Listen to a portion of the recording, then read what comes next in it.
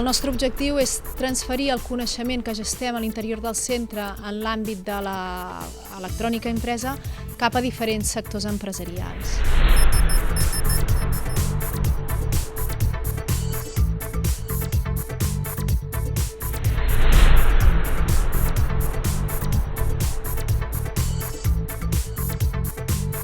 FETEMSA, l'aposta tecnològica que ha fet és la d'imprimir electrònica, per tant, el printed electrònic sobre substrat flexible.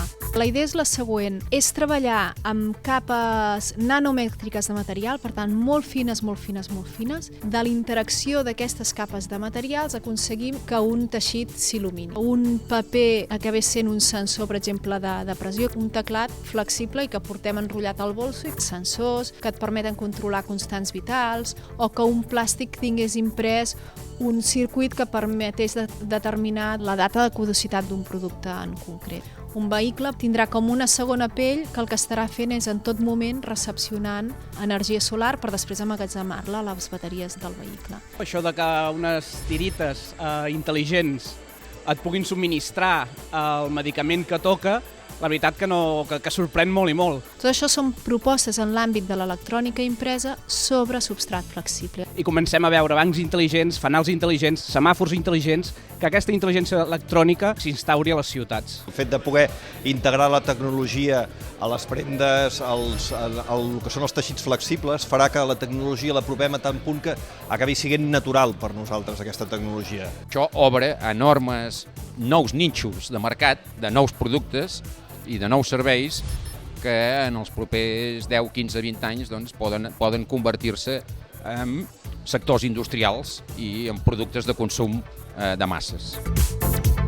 L'objectiu de FETEMSA com a centre tecnològic és el de transferir tecnologia al sector empresarial. M'ha sorprès moltíssim la quantitat important d'empreses amb les que tenen relació. Empreses de tota mida, a més, des de grans multinacionals fins a moltes pimes, moltes empreses petites que no es poden permetre a elles tenir un departament d'innovació o d'investigació propi i que el que fan és contractar el desenvolupament a FETEMSA. Per tant, adreçar-se en aquest centre tecnològic els hi pot aportar aquest coneixement que els hi manca, sempre molt amb criteris d'eficiència i de possibilitats d'industrialització dels productes.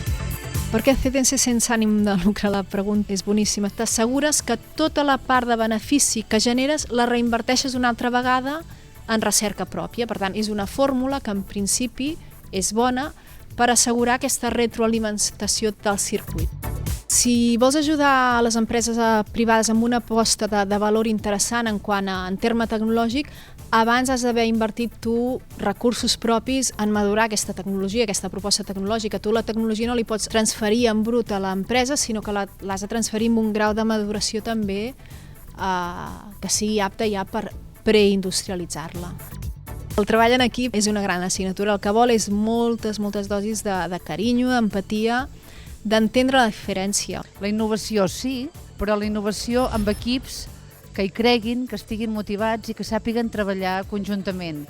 No posar mai un per sobre l'altre, sinó que hi ha un moment que sí que a un li toca estar un pas endavant, però és que al cap d'un temps li tocarà a l'altre estar un pas endavant. Únicament buscant aquest tipus d'equilibri pots treballar pel global de l'equip.